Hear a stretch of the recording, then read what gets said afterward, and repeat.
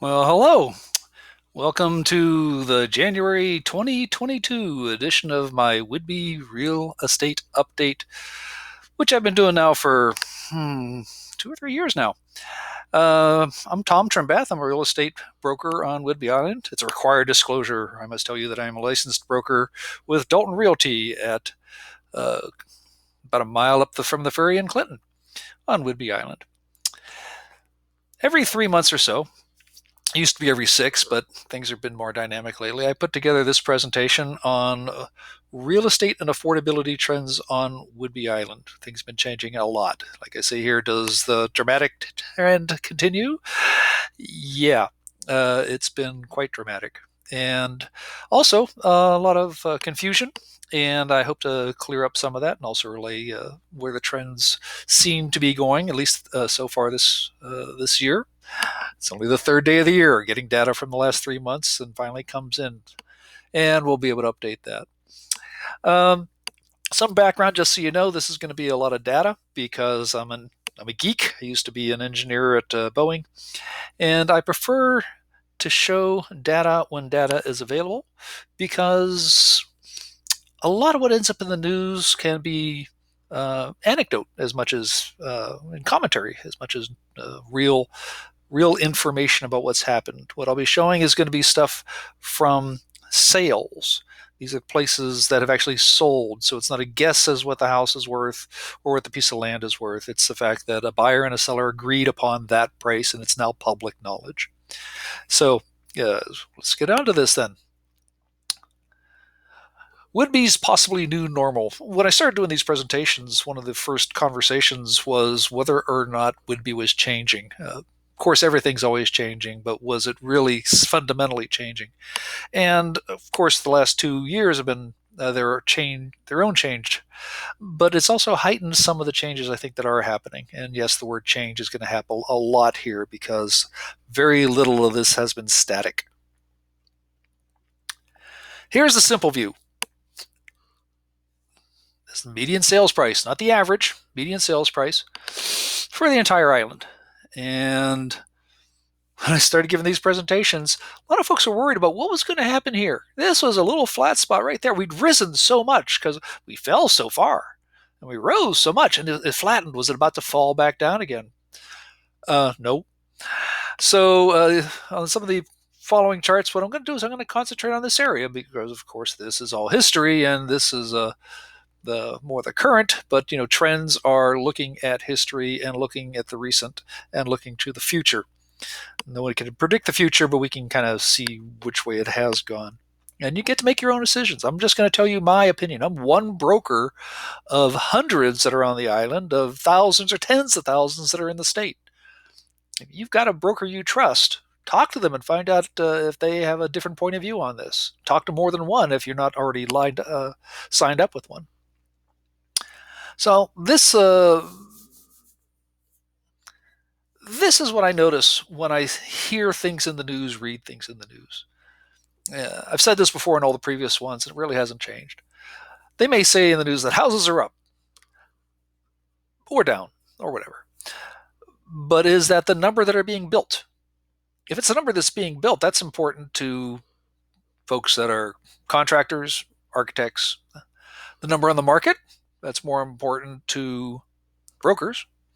The number that are sold, well, of course, that's important to the folks that are selling them, the owner that was selling the house and the buyer that was buying the house. And is it the median, the list price, or the median sales price? I'm going to concentrate on sales price because the sales price, like I say, is what folks agreed to. List price is what folks were hoping for. For those who are familiar with mathematics, I can tell you, you know the difference between median and average already. The advantage of median is the fact that one number doesn't skew the entire results. Adding a $10 million house doesn't radically change the rest of the data. Basically, it throws out the high, throws out the low kind of thing until you get to what's in the middle. So median price is going to be half the houses were going above that, and half the houses are going below that.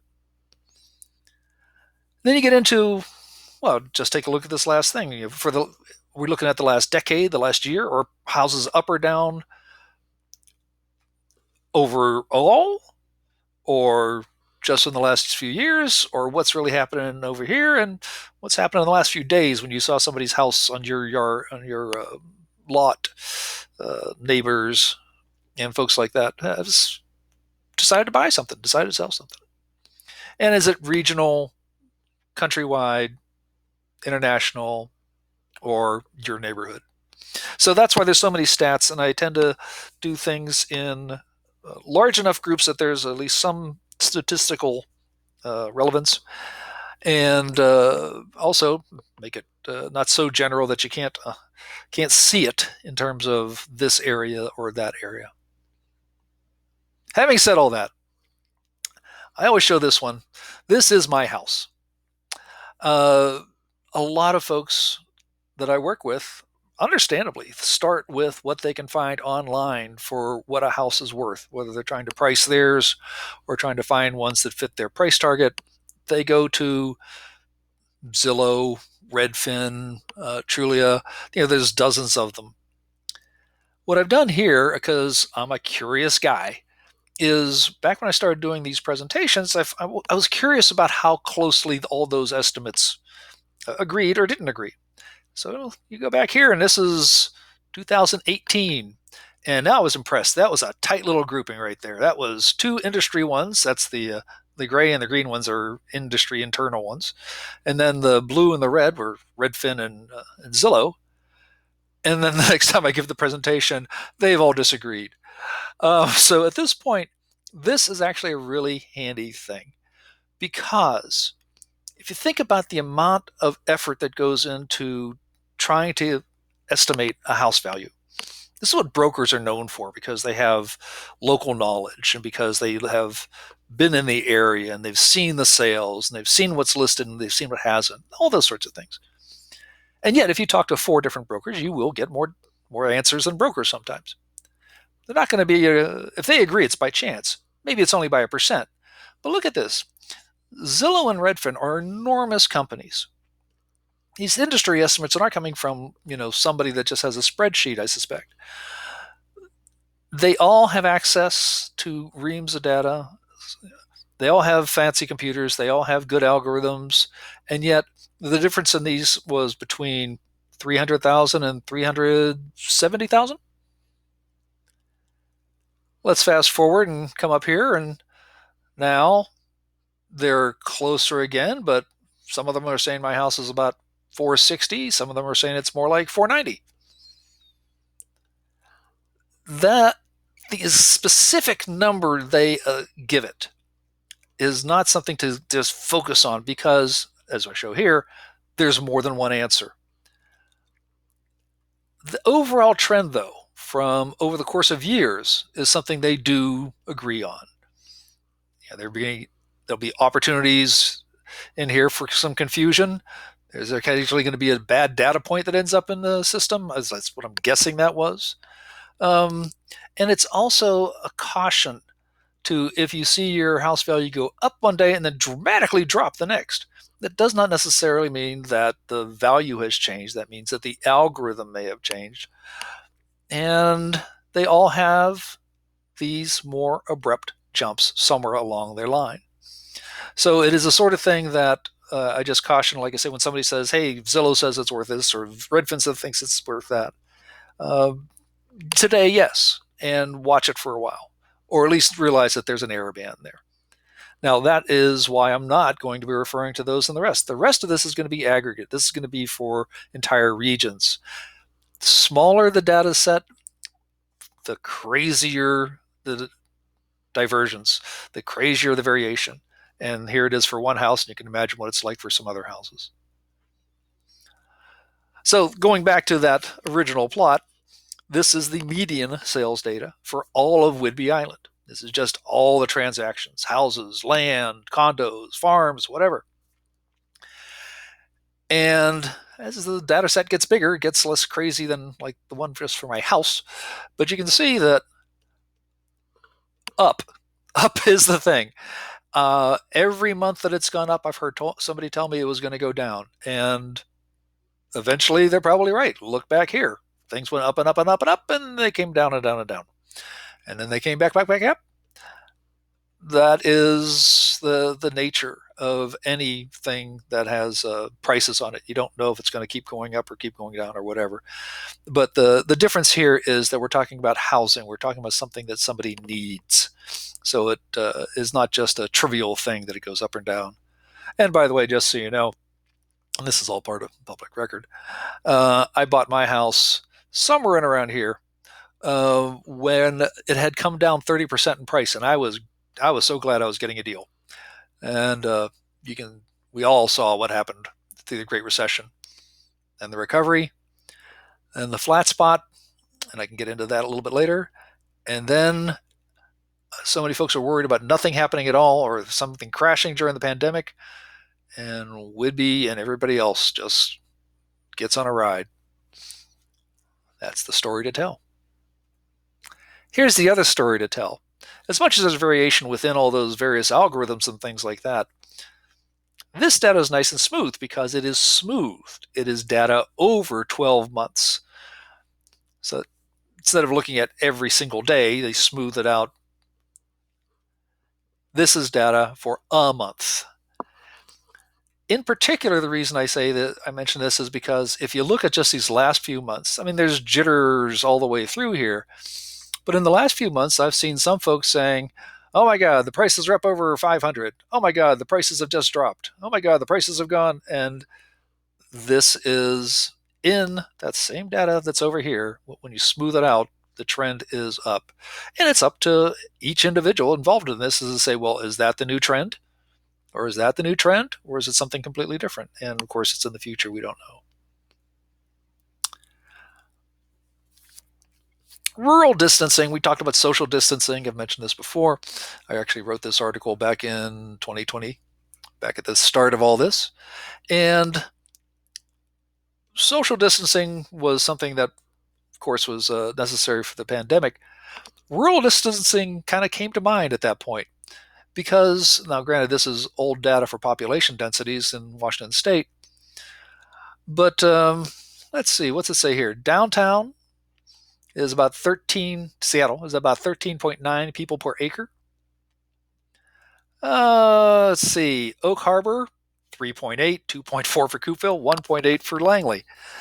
If you, I won't just say you, but imagine somebody in a, a dense area where they're finding themselves having to share staircases and laundromats and things like that, that all of a sudden want to have more distance for more reasons than just because it feels good.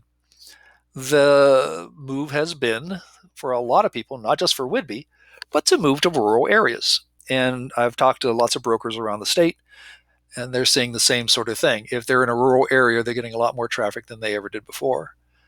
This orange area that's all up and down the shoreline on along I-5 is very red.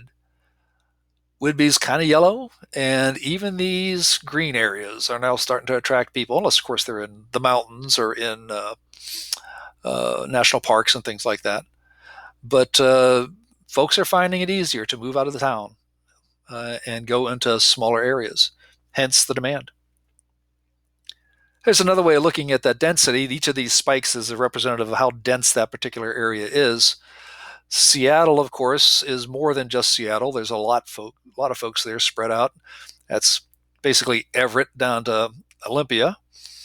And then you get up around Mount Vernon and Bellingham, and then right across the border, as far as Washington State is concerned, there's Vancouver, one of the busiest markets in the world. And it is making stories in so many different ways, and we'll get into how a little bit of that happens. But what it comes down to is there's that many people. There are millions of people. There's about 4 million, I think it's 4.3 million people in the Seattle area. Don't know what Vancouver is, but you can see that these are a lot of spikes there. You have to squint to find Whidbey. And even when you find Whidbey, this little part here is Oak Harbor, which is our big city. And everything else is basically much quieter than that. Good or ill, that's what it is. But what it means, though, is if a few folks here, if a small percentage of the people here or here decide to move here, then there's a very strong influence on the Whidbey market. So let's talk about it. Here's Whidbey Island. As I said earlier, there's real estate and then there's real estate. Those previous graphs I was showing were for just everything. This one breaks it out into residential, condominium, vacant land, and manufactured. Now, manufactured frequently is selling the house without buying the land, so it tends to be lower. Vacant land is, of course, vacant land. It doesn't have a house on it, may not have utilities on it, so the prices are necessarily lower. Condos, you're not having to buy the land necessarily. Depends on your condo agreement as to what you're really buying into, but necessarily less. That's its advantage. And houses, of course, are the thing that really is being alluded to in the news. Whether or not the data is actually coming about houses, that's something else. And that's a caution I have about just picking up data from the news. You might notice pandemic hits, houses go up, condos go up, land goes up, and manufactured goes up. And on a percentage basis, they're all large increases, especially relative to what came before. And frequently, instead of a few percent per year, we're now talking double-digit increases in percent terms. Because of this, though, I've done previous presentations where if you do want to look at all these distinctions, I can give me an email and I'll show you where to find them. But in the meantime, I'm going to concentrate on houses and land, and that's because that's where the majority of sales are. So let's start with the houses. I don't just break out Whidbey. Whidbey really has a number of zones in it, a number of different places to it. Some rural, some urban, different climates. The South End is known for retirees, tourism, commuters who can get over to the Boeing plant in Seattle. Central is more known for its historical, beautiful places. There's a lot of Park Service sort of areas up there, plus rural, plus tourism. And then North Whidbey is dominated by Oak Harbor, the big city, and also by the Navy base, which is also tied to the big city. They feed each other. The majority of the population is North Whidbey. The majority of the revenue is North Whidbey, I believe. I keep looking for the numbers. I haven't seen anything updated lately. That's also why the Oak Harbor numbers are smoother. Databases are smoother when there's more data in them, if they're reasonable databases. The other two, Central and South, are a little bit bumpier, but they're also different areas, and they drive the prices. South Whidbey is now up around 650. Central Whidbey is around 550. Oak Harbor is just over 450. Basically $100,000 difference between the three areas. So more affordable is in the north, less affordable is in the south, but there's other ways of looking at it.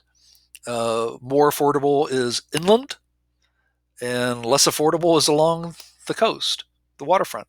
Now, keep in mind, if it's a $2 million house and they paid $2 million for it and they have got money left over, it was affordable for them. So affordable is a relative term. But very few baristas are probably in that corp. Anyway, but all of these, since the pandemic, all of them are showing the same thing. There was a little bit of a hiccup at the start, but they've all kicked in. Now, this is the yearly data. Go back again to people talking about where it is now, where it is then, and you got to find out where the data was from. I was just fascinated when I saw this spike in South Whidbey go up over 800,000 for median sales price for 1 month, but it corrected back. Of course, there's times you could just say, well, that dip, look at this dip right now in Central Whidbey, boom. So when talking about this data, the current data isn't always the best. It's not always the worst. It can be indicating the first part of a trend. But I'm going to tend to work from this data because it is less confusing to look at than this data. Again, though, because Oak Harbor is has so many more properties up for sale and being sold, it is more well behaved than the other two places. And here is how busy and how big those markets are. Central Whidbey is a lot of farmland, a lot of rural. There's necessarily then a lot fewer houses. A lot of the acreage is acreage. North and south tend to bobble around as to who's got more and who's got less, and you can imagine the ribbing that goes on with that. But really, when you come down to it, all three areas are seeing the same trend. 10 years ago, this is about 350. Now we're down under 50. 10 years ago, this is just over, well, let's say 125 or so. Easy to see that's down 90% as well. High demand, low supply leads to high prices. And this is the supply. Now, this is the number of houses that are for sale. And I won't get into all the details unless this was a Q&A, and I would be happy to do it otherwise. And I miss doing this in person. I really don't like just talking to a screen, but that's what we got to do nowadays. But what it comes down to is these houses were taking longer to sell. These houses are taking very little time to sell. And the number of houses that go in any particular time is less when you take a look at month by month. But on any particular day, it's harder to guess. Though I can tell you, let's see, did I plot it? I did. Here's the monthly variation on that, which until COVID came along, it was easy to just say, okay, winter, summer, winter, summer, winter, summer, winter, summer, winter, summer. Whether it's tourism or just human nature to buy and sell it on the seasons, all of them are now so low that there are days when an area may have less than a dozen homes or less than 2 or 3 for Lake Hogue Harbor. What that means is if we've only got, 80,000 people on the island, we have fewer than 80 homes for sale. That's a very large gap between supply and demand. And that's only talking about the people on the island. Again, if we have 80 houses for sale, it's easy to imagine 80 people in Seattle that would at least be interested in Whidbey. Now, Whidbey is known throughout the country now, and actually internationally. So the demand for Whidbey has been going up. That also means the number of days on the market has gone from months down to, there's a bottom. You can only go so low because if you're going to list it on Friday, even if you sell it on Saturday, you can't tell. Sometimes it's hard to record the data until Monday. This has really reached about as low as it can possibly go. There's always a way to do lower, but we can't go below zero. Just like with inventory, that trend is hitting a bottom. We can't go below zero inventory. When a system gets so constrained, then something's got to give, and that may be why the prices are rising. I don't think I ever showed this one in any of the previous presentations, but this is basically, you hear about bidding wars. How much over list was a house? They listed it for 500,000 and it sold for 800,000. The median, not the extremes, because there are houses that go for 50% over or 50% under. But it used to be that there's a lot more. Instead of 100%, there's a lot more opportunity to get a bargain, get 10% less than the list price. Or actually the original price before the list price has been edited, modified to match the market. So even though things are going up and down 50%, the median has been more well behaved. And there, like I said, there are years when you could just get bargaining room, negotiating room. You still can, but the median now, especially not even just since the start of the pandemic, but since last year, all of a sudden, the median now is rising. And I haven't presented the data for all the details for sale after sale after sale because it's just so overwhelming. But I can tell you that the dispersion, the range between being very far over and very far under has been increasing, which can be taken as a measure that it's getting to be harder to understand the market.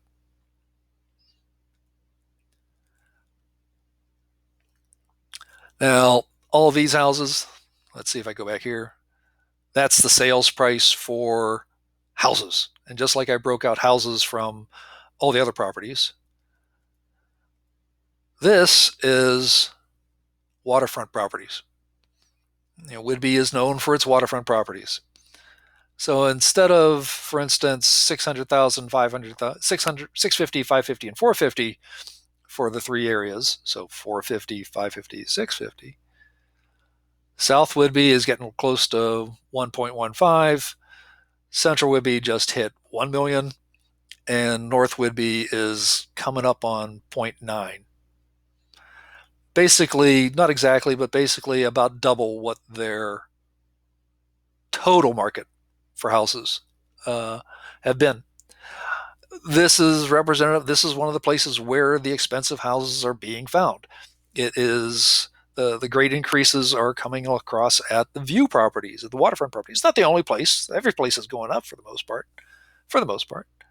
But here's one place that's really skewing the curve. Now, this is data for houses. These are sales that have happened. These are houses that, well, here's the other ones.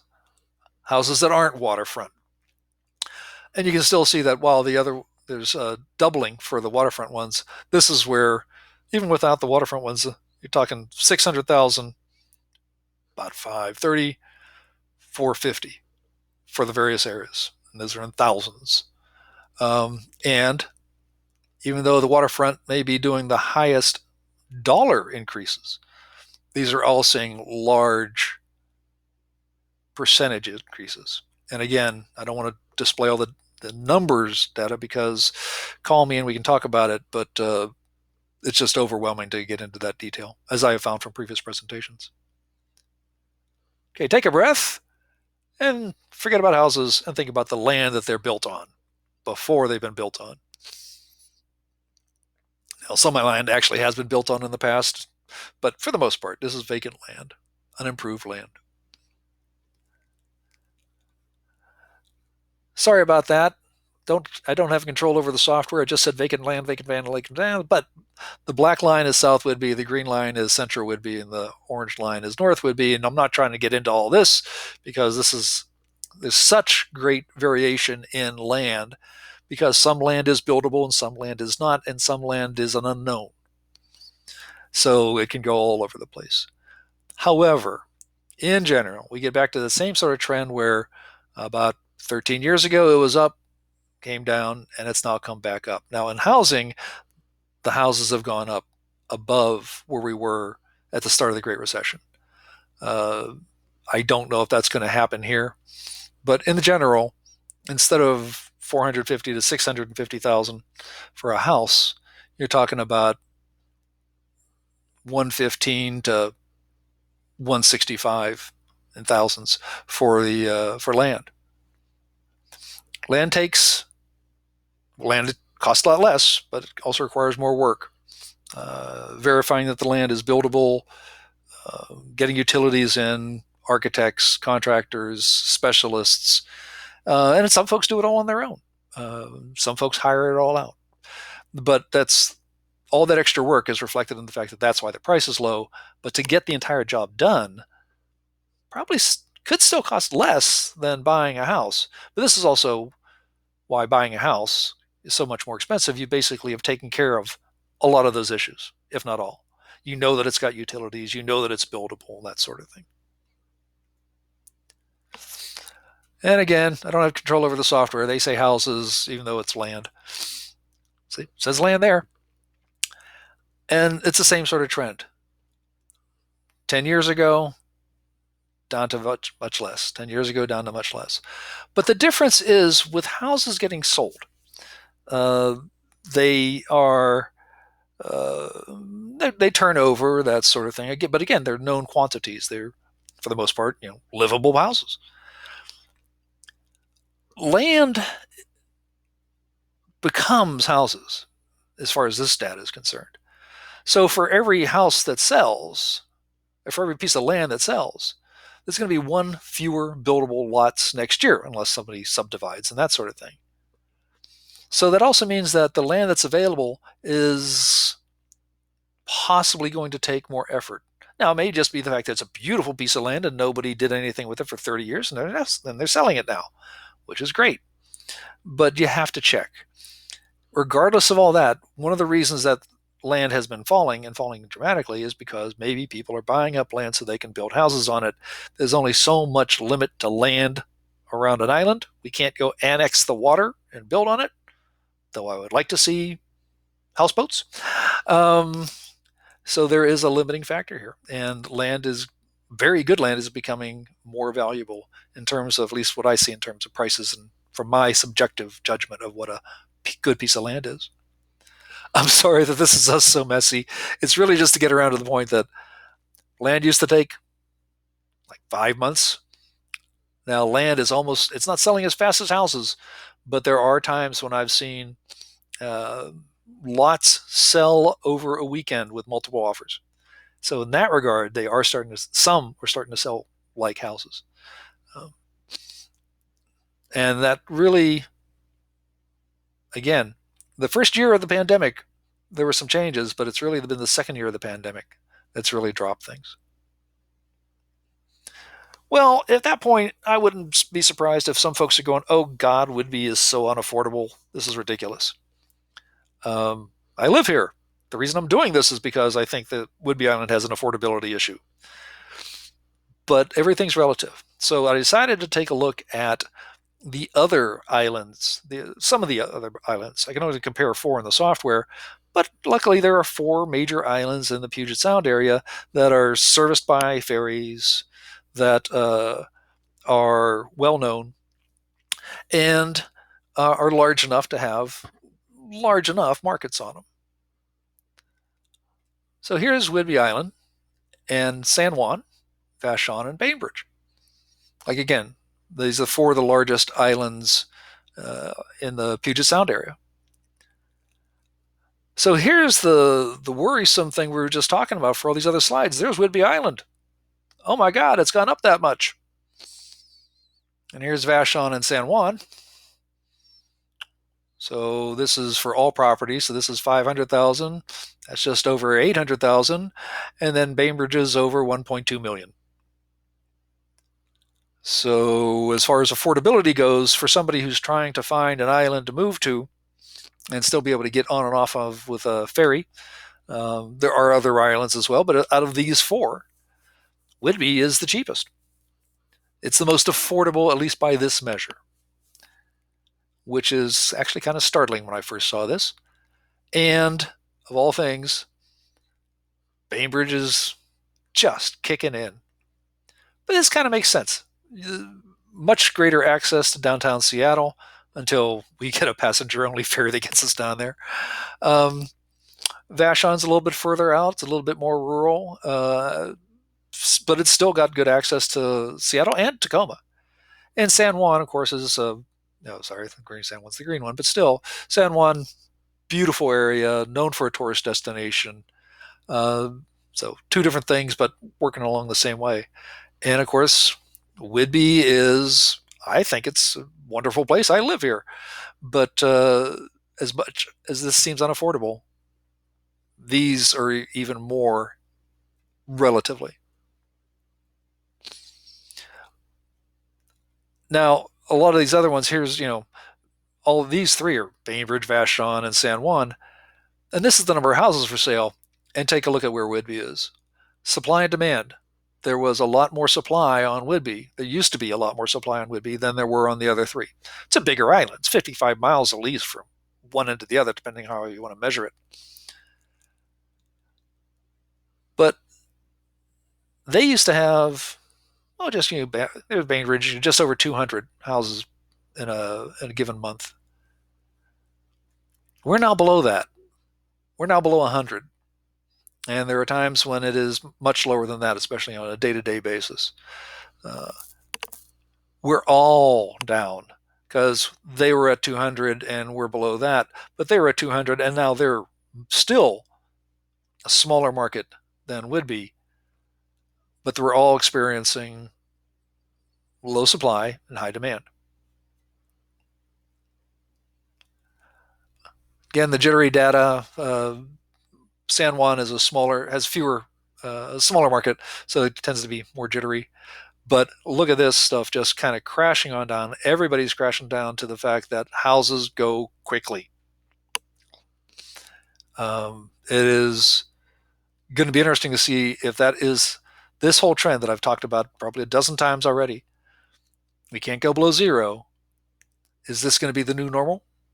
Or is something going to change it such that it turns back up to something that's more similar to the past? And I can hear arguments on every side of that. I'm not worrying about that as much as the fact that I'm just watching the trends and sharing them with you. Okay, so that was Whidbey, and that's islands, and maybe islands are just a strange thing of their own. And so, what about living in the mainland, what some folks call America? Well, here's Whidbey, Bellingham, Everett, and Seattle.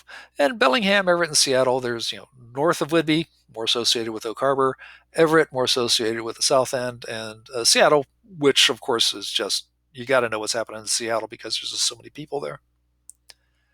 If you remember that flat spot in the prices that we were worried about back here, that was when there was this drop in Seattle and people were really worried. Well, so much for that.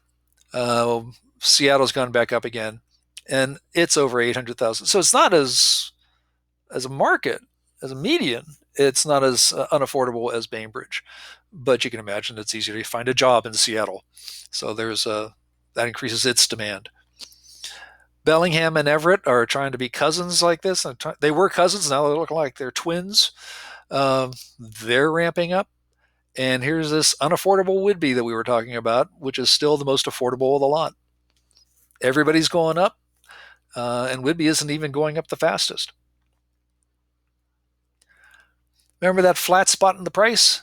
It was possibly because of this. There was an addition of supply in Seattle. More supply brings down the prices possibly. That may be why that pause happened. Anything that happens in Seattle can eclipse anything that happens down here. You add these three markets together, and you still don't get up to something that budges Seattle. So we got to be aware of what's happening in Seattle, and that's fine. People want to move from Seattle to Whidbey. I can't blame them. I did, and I'm so glad I did. How I ever survived the 405 S curves, I do not know, but I'm so glad I'm here now. Anyway, all that supply got eaten up, and number of sales has now started to drop in Seattle too. Again, we can't go below zero. Regardless of the size of the market and the price and things like that, everybody's having houses sell in about the same amount of time, at least in terms of the median. It makes it difficult for somebody who is working because they may not have the time off to go buy the house, or saving for a mortgage and having to then compete against folks who just sold something in Seattle, which is more than they need to just buy something for cash on Whidbey. It is a very dynamic market, and the stress level is not to be ignored. And if you need a counselor to get through it, go find one. There's enough stress in the world as it is right now. Don't add stress unless you need to. And luckily, there are things that they can help you get through these kinds of times. It's actually one of the values a broker gets, because broker branding is that a broker will act as an intermediary, the filter. And it's stressful enough even for the brokers, but at least we can help the people who want to buy and sell get through some of the crazier aspects of this whole thing. Going back to that idea of what the going for over list, that sort of thing. This black line, kind of hard to see in the orange here, but that's how much Whidbey's gone up. The median for that, just about 2%. Everett, of all places, has been discovered, evidently, and it's up over 5% for the median. And I'd love to see the dispersion on the rest of it, but there's only so much time in a day. What it all comes down to is people and money, like I was just talking about, supply and demand and that sort of thing. So a lot of what I'm going to go over here for this second half is data that was due to be updated during the pandemic, and maybe it's been updated and I just haven't found it. So if anybody sat through my previous presentations, a lot of what you're going to see here is going to be the same. There's only a couple updates I was able to glean. I look forward to updating the whole thing. So if you have already gone through that, I understand if you bow out.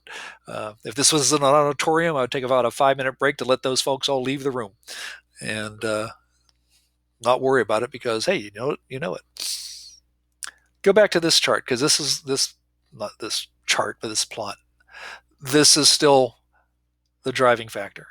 A lot of here's the demand. Again, doesn't mean that everybody in Seattle wants to move to Whidbey. Doesn't mean that everybody that's in a city wants to move to rural areas, but it doesn't take many here to affect how many there are here. And yet, Seattle, compared to everything else we were looking at, except for like Bainbridge and Bellevue, maybe, and a couple other niche neighborhoods, Seattle in general is very unaffordable compared to Whidbey. And yet, compared to the rest of the Pacific Rim, Seattle is one of the most affordable housing markets. Now, this is harder to compare because there are different currencies, different regulations, different countries, that sort of thing. But still, there's Seattle. There's Portland. Just right across the border, Vancouver is the second only to Hong Kong. I'll be curious to see what happens if the borders open even more and we have Vancouver folks coming south, though I'm not predicting the future of the pandemic either. I'm an optimist, but I'm not going to predict when or where for sure. But still, it comes back to the fact that anybody, say in an international business, and they want to find a place to relocate, Seattle's got some real advantages to it. And aside from the natural beauty, it's got financial incentives. This, again, is the one I really want to look forward to getting updated. This is the population growth within Island County. So not just Whidbey, it includes Camano. But at the end of the middle of last decade, the U.S. Navy started adding personnel to the Navy base on the north end of Whidbey. And a lot of folks came in, and I suspect that has not stopped. Don't know what the data is. Want to get the update. Don't have it yet. Look forward to it. But these folks have to have houses. These are not people coming in for vacation homes. These are not folks that are just kind of coming in for a little bit. These are folks that are coming in for years because they have to be here. That increases their demand. Doesn't increase the supply. And the nature of Whidbey Island is that it is an island, and islands have restrictions to growth. Where are we getting our water from? We can't necessarily tap into the reservoirs up in the mountains to the extent that someplace on the mainland can. We also have to deal with sanitation and power and transportation. And as some of those vacant lots come to market, one of the key questions is, can they find water? And can they get rid of the waste? If you don't have access to water and you don't have access to septic, because much of the island is on septic, not sewers, then regardless how many folks come onto the island want to come here, there may not be any place for them to build. This is an issue, and it's been to a few of the meetings that have been very heated because it's not easy to fix. Now, this is from 2019, so it's a bit more recent than some of the other ones, but you can see that it's also right before the pandemic hit as what the population growth is. Within, well, I guess 16 years now, they're talking about, instead of 80,000, which is about where we were, and again, this is for the entire county, 50% more, or even just a little bit less. Even the median, trying to find room for 14,000 more people is non-trivial. This is going to be increasing demand. and not necessarily increasing supply. I think if we heard right now that there's going to be just to say half of that, if we were going to have 7,000 more houses, that would be an astonishing building boom. And maybe we'll have it. I don't know. The only constant has changed. That has been proved so much in the last 2 years. Uh, Thanks to the virus, which keeps going by different names. The military just is experiencing one of its changes, as like I say, the new service members are coming on to the island. But then again, they're not the only ones. The tourism Whidbey becomes more and more well known, and we're more likely to show up on HGTV now and things like that. And also because uh, the island businesses are doing a good job of promoting island tourism. The regional economy is a big swinger, considering that we have Boeing and Amazon and Starbucks and Costco and shipping and tourism, and we're the northwest corner of the United States with a bunch of really good sized harbors and a lot of really educated folks and a lot of folks that really know how to get work done. So that's another change. And of course, for those of us who've been on the island for the last, well, November, December, and now January, we've had cold, rain, snow, ice on the roads. It's a winter, but it's also a winter with atmospheric rivers and a displaced Arctic polar mass and that sort of thing. But let's take these in a little bit more detail. For one thing, hardly any, few people saw Corona coming. We didn't expect the unemployment. Troops on deployment, imagine the issues that they've had. Retiree communities, some are trying to get here so that they can get away from everything else.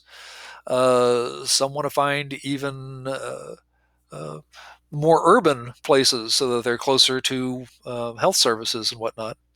And of course, there's a lot of folks that came to the island during the pandemic and they said, I'm going to kind of hang around here for a while because got rural distancing and I've got enough stuff. And if I can order online and get high speed internet, I'm good.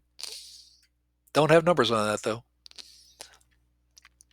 The military has got so many things going on. It's such a controversy. It's such a complicated issue. I'm not going to get into it. We talked about the personnel coming on and coming off, and folks on tour and whatnot. The resource limits, the politics, of course, politics. That's where they get the funding from, and the drones. It wasn't until my degree is in aerospace engineering, so I was wondering if there was going to be any move on the Navy's part to go and start doing some of those jobs with drones. And while some have a rough time imagining that, within the last few months, there was a Navy report that I saw in the news that says that the Navy is investigating greater use of drones. Now, I don't know if it's going to be for the specific missions that are trained for and supported in our Naval Air Station. But that is one of the things that could dramatically affect how many folks are in Oak Harbor supporting the Navy. Either way, maybe it's folks that all of a sudden are coming in and flying them from a desk chair, or maybe there's less reason for training, less need for training pilots. What I keep in mind, and this has to do with the fact that I was born and raised in Pittsburgh, Pennsylvania, where folks could never imagine the steel mills leaving, and then watch the steel mill shut down, get chewed up, recycled, and turned into waterfront properties. When I was thinking about that one day, I realized, Oak Harbor has got a gorgeous waterfront. They've got a large airport that can handle commercial jetliners and a harbor. And the harbor is close to the San Juans and it's protected and it's very appealing. I don't know what kind of economy it could generate, but as a tourism destination, there's a direct view west out to the Pacific. That's uncommon. Tourism, I think a lot of folks have seen what's happened with cruises. I don't know if it's going to mean a lot more folks staying on land. We are recognized as being a refuge. I know folks that are now coming here to just do nothing because it's quiet, and at least in terms of lifestyle. And the high-end market niche. So a lot of folks are building their retirement home, vacation home, whatever. And the more of that there is that supports each other, then of course that market grows. Also, as long as the travel restrictions are in place, then folks are going to be less likely to cross the border, more likely to stay on this side of it. I was mentioning the Boeing and Amazon and shipping, but the other thing that's been changing is, and this isn't just for Whidbey, but it's the remote economy. It's the folks that can now work from anywhere. I have to admit, one of the more frequent questions I am answering now is, where can I get high speed internet on Whidbey? And how fast and how reliable and what's the price? And interestingly enough, the price is rarely the determinant. It's the speed of the internet. I know that I've got 1 gig hooked up to my house where I'm doing this presentation over, and that is appealing for a lot of reasons for a lot of people. I don't know if it's going to make as big a swinger in the population, in the demographics on the island, but again, there aren't that many people here. There's 80,000 on the island in the county. Majority of them are in Oak Harbor, or at least tens of thousands of them are. South of Coopville, maybe a quarter of that. You spread us all out, and all of a sudden, at least in parts of the county, then the remote workers can make a big change, make a big difference. And as I was just mentioning with the storms, nature plays a role, and storms may be temporary. They can induce landslides. Earthquakes can induce landslides. Earthquakes can also raise or lower the ground faster than global warming can. And same thing with tsunamis. There's a record of tsunamis on the island that have nothing to do with the offshore stuff. Now, I'm not trying to do scare tactics, but I'm also not going to hide the fact that these are realistic issues that once you're on the island for a while, you get to recognize, oh, okay, there are on occasion slides. These things happen. And look in the history, and there's a historic one off the bottom of Camino that took out a village on Hat Island. And there's also been, less than 2 miles from my house right here, a tsunami that came up from Seattle. And it's not to be taken trivially. It says a tsunami zone. It's a tsunami zone. Meantime, I still live here anyway. We're also getting refugees. I've talked to folks who have moved from other parts of the country, other parts of the world, because they wanted places that weren't as dense, less likely to have wildfires. People like the fact that it rains here. I know I do. Especially if you've been in the middle of a wildfire. Regular rain can be good.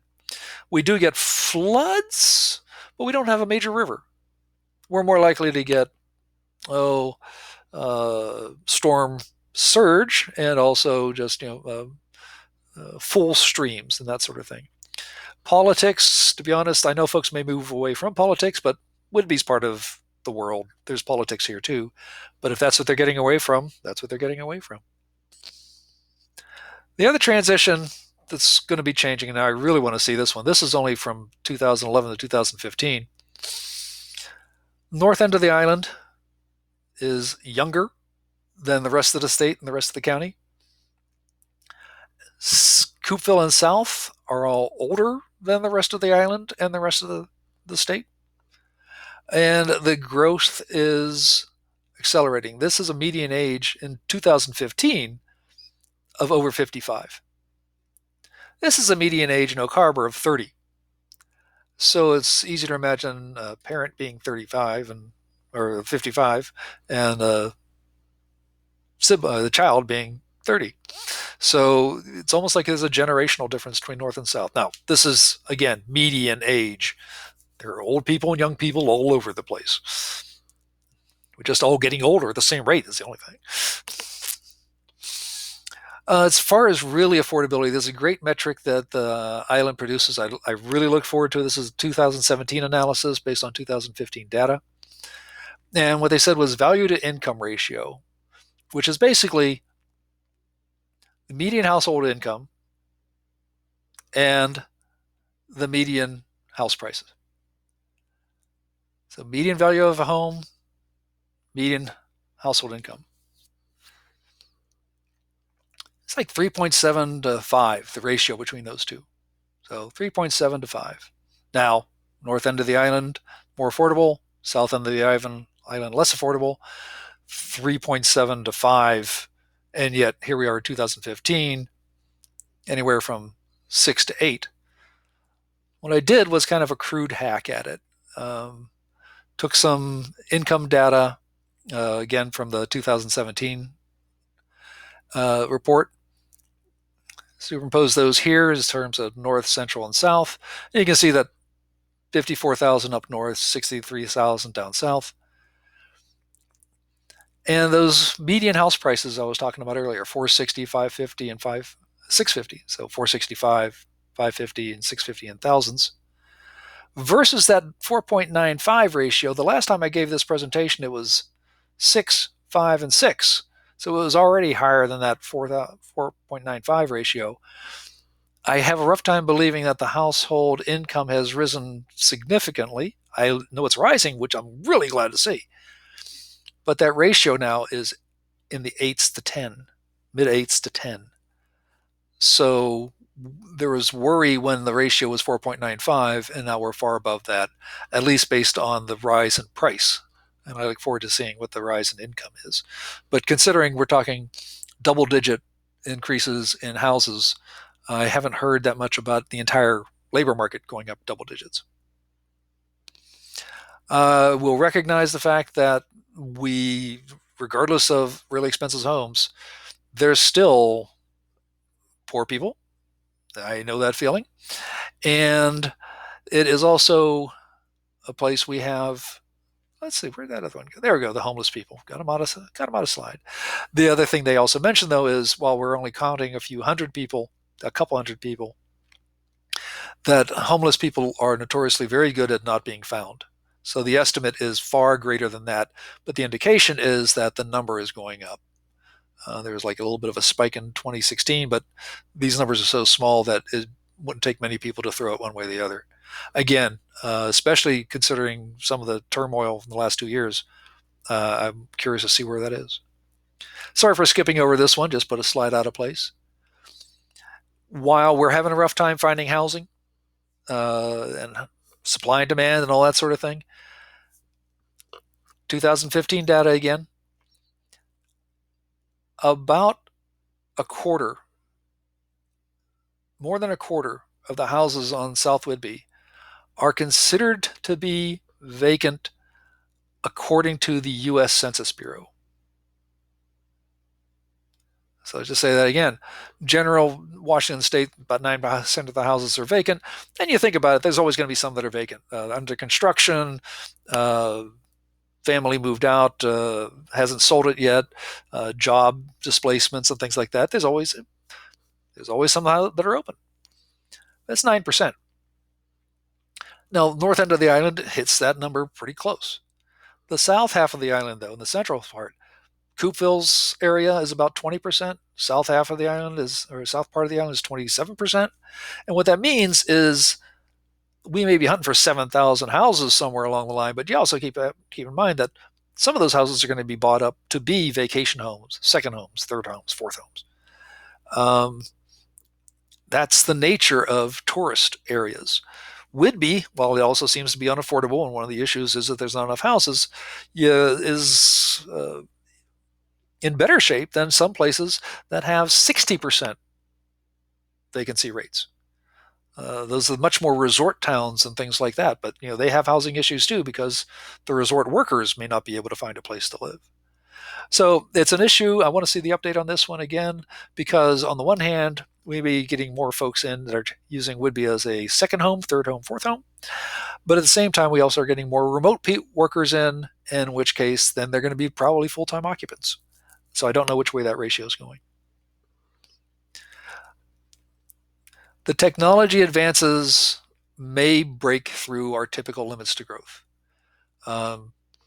Different ways of dealing with water, whether it's recycling the stuff we've got, capturing the stuff we're being delivered from the skies right now, or just reusing somehow, not recycling, but reusing water for a different purpose, repurposing. So dishwasher goes out to the garden, that kind of thing. Check with the county about what they actually will allow and will allow. And again, same thing with septic systems. Septic systems, not there's a few places on the island that have sewer systems and pretty impressive ones in that regard. But a lot of the island, in terms of square area, is having to deal with septic systems, and a lot of those vacant lots that can't sell might be able to support something if they could have some other type of septic system.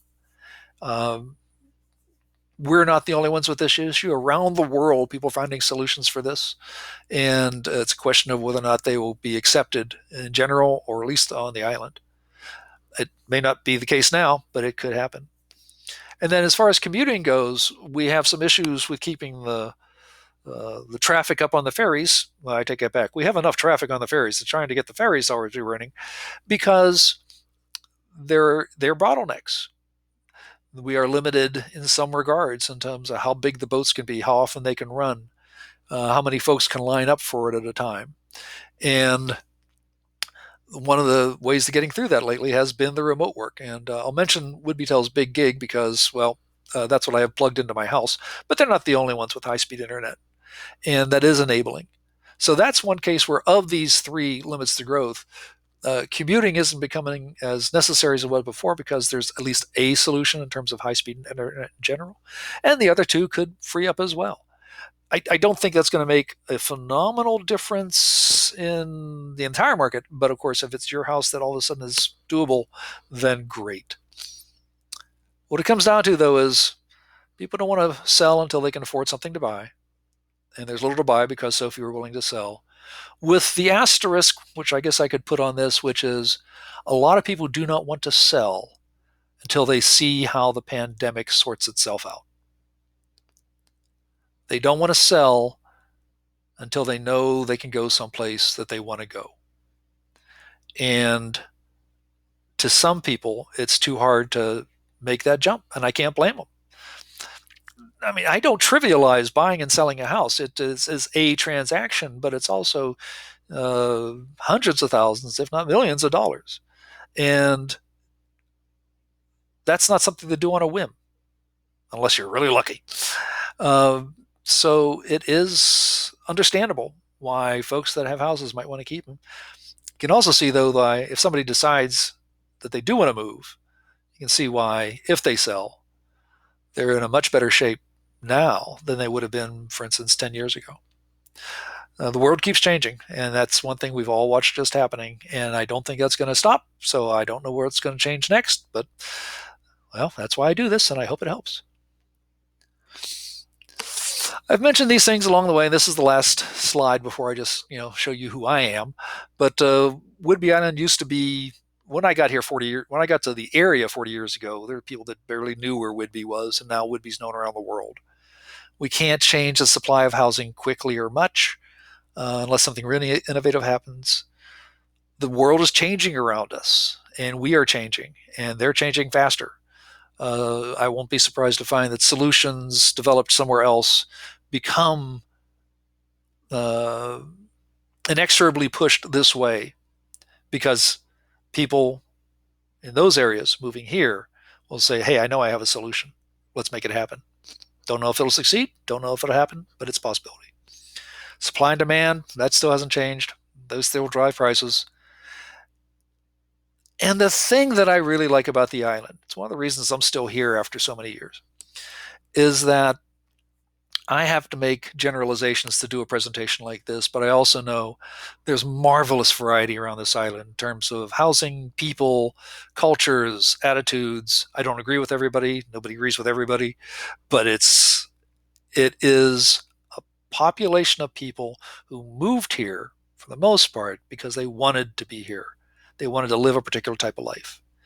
And they may not agree with what somebody else decided to do, but they have what they have in common is the fact that they wanted to be here. It's not just like moving from one suburb to another to slightly improve your commute.